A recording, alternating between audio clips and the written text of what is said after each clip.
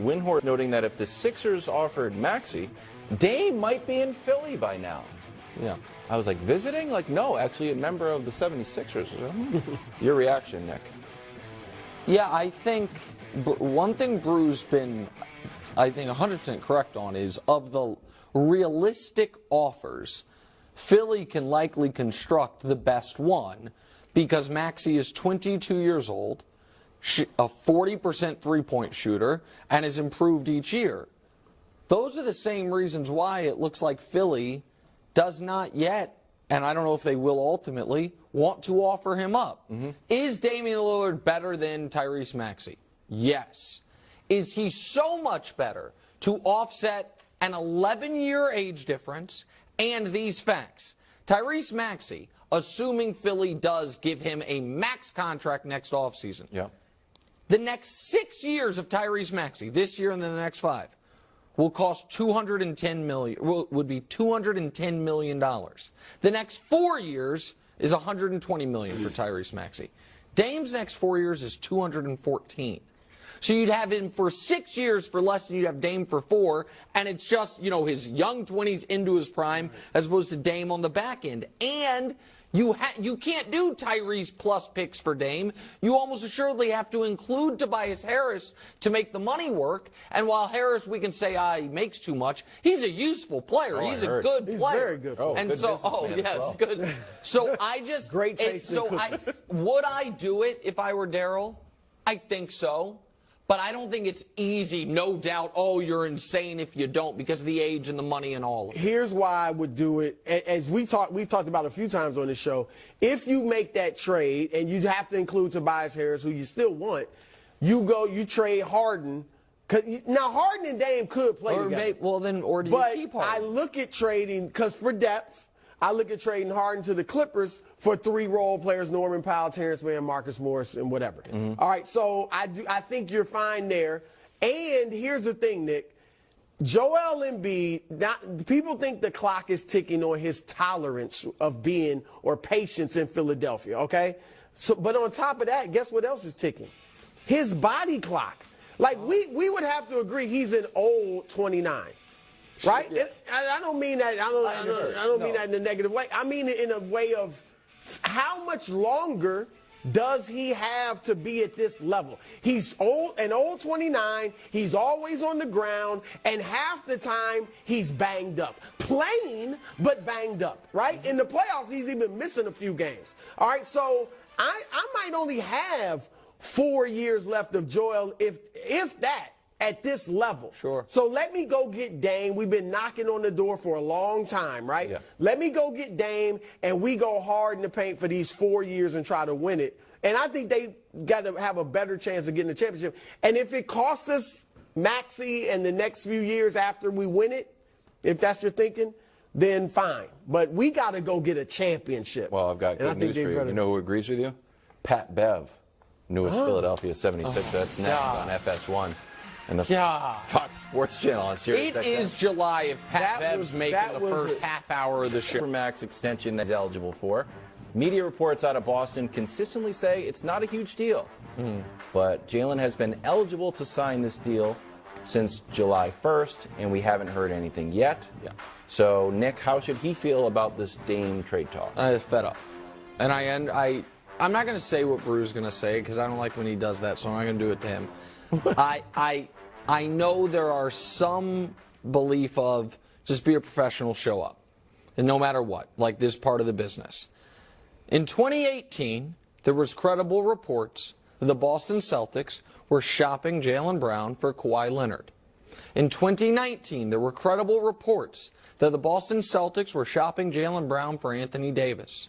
In 2020, there were what I would say rumors that Jaylen Brown, that the Celtics were calling the Houston Rockets after Harden put on the fat suit, and it looked like he was being traded, and Jaylen Brown was the centerpiece of that. when it looked like Ben Simmons was never going to play for the Sixers again before his value had plummeted entirely. The Celtics were tied to him, and the assumption was I don't remember that I looked Ben it all Simmons? up this morning. That now again, That one didn't seem to have as much that one traction, didn't seem though. to have as much traction. But I'm saying if you're Jalen, so in 2022 we all know, and it was reported, he was offered in a Kevin Durant trade this time last year, and now he is the centerpiece of Damian Lillard rumors. I mean, that is 6 straight years.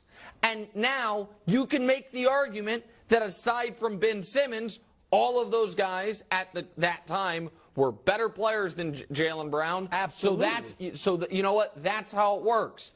But guys get sick of it, especially when you know who is never in trade rumors. Jason Tatum. And Anthony Davis in 2019 and Kawhi Leonard in 2018 and hell, even James Harden in 2020 and certainly Kevin Durant a year ago, they're better than Tatum too. And he's never mentioned. And Jalen got there first to Boston. Right. So right or wrong, I would imagine he's sick of it, which is why I believe Boston entertaining this Dame stuff, unless they are confident we're going to get him, is a very risky maneuver, because it is now another year where the whole speculation is, where's Jaylen Brown going to live? Who's he going to play for? And so I would imagine he doesn't feel great about it. That's my answer. Yeah, look, and I get a lot of what you said. I'm going to look at it from the Tatum's, like, how would he feel about Tatum? Okay, because this is not a report that the Celtics have made an offer or are thinking about making an offer. This seems to be Jason Tatum.